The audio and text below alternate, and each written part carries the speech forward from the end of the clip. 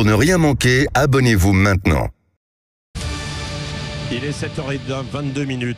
Tout compte fait avec Éric Revel. Bonjour Éric. Bonjour Patrick, bonjour à tous. Est-ce que l'on va manquer d'électricité? Le groupe Engie, Oui. qui assure 40% de la fourniture française de gaz, ce groupe est un acteur clé du système énergétique. Sa patronne monte au créneau pour tirer une double sonnette d'alarme. Les enjeux énergétiques des prochaines années sont colossaux. Oui. Et c'est pas la première fois que Engie donne de la voix. Sa patronne, sonne à double effet cette sonnette d'alarme. Un, sur la décarbonation de l'énergie prévue en 2050. Si on veut décarboner, il faut accélérer la production d'électricité. Puis deux, elle dit attention aussi sur la quantité d'énergie et d'électricité qui va être disponible et donc sur son prix. C'est un double enjeu majeur pour Catherine McGregor, la DG d'Engie, qui monte aussi au créneau, qui est vent debout contre le gouvernement qui est sur le point de se passer du gaz. Vous savez, on va interdire les chaudières à gaz en France pour des pompes à chaleur. Or, incohérence totale, les pompes à chaleur sont fabriquées en Chine, alors que les chaudières à gaz sont fabriquées en France. Vous voyez. Donc, et quand il fait trop froid, les pompes à chaleur nécessitent beaucoup d'électricité pour fonctionner. Exactement. Donc là, il y a un vrai bras de fer engagé entre le gouvernement, son plan énergie, et la patronne d'Engie, Madame McGregor. Oui, et puis il y a cette question évidemment de l'envolée des prix. Quelles sont les solutions alors ? Alors, la demande d'électricité, d'abord, Patrick, va augmenter, écoutez bien, de 80% d'ici 2050, du fait notamment de la réindustrialisation. On en parle beaucoup.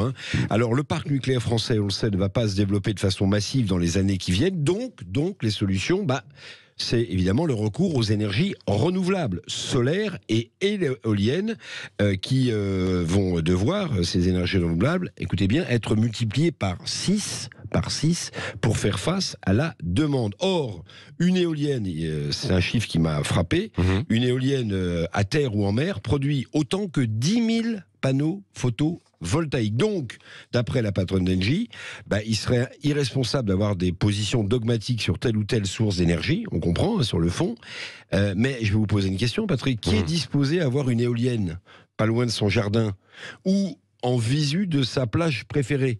Voilà une question concrète qui soulève bien des débats, qu'on soit à la campagne, en bord de mer ou en bord d'océan. Énergie renouvelable, oui. Éolienne, sans doute. Mais qui a envie d'avoir une éolienne sous ses fenêtres? Alors, une éolienne, redonnez-moi ce chiffre, parce que même les auditeurs qui étaient en train de... 10 000 panneaux photovoltaïques. 10 000 pour une éolienne. Ça produit autant d'énergie. Donc ça veut dire que si on veut du renouvelable... Quand ça marche bien aussi, parce que parfois, quand il n'y a pas de vent, l'éolienne ne tourne pas. Mais ce que je veux dire, c'est qu'entre l'éolien et le photovoltaïque, en réalité, c'est l'éolien qui produirait le plus d'énergie renouvelable dont nous avons besoin pour faire face à cette augmentation de la production, je vous rappelle, de 80% d'ici 2050. Dites-moi encore une petite question, Éric Revel. Si nous ne produisons pas assez, alors est-ce qu'il y a un risque de voir certains groupes se délocaliser à l'étranger? Oui, et je vais vous expliquer pourquoi. Parce que la question du prix de l'électricité, évidemment, est essentielle, notamment pour les gros groupes industriels français. Si l'énergie est trop chère en France et en Europe, le risque de délocalisation, comme vous dites Patrick, industriel, ce risque est bien réel. Notamment pourquoi?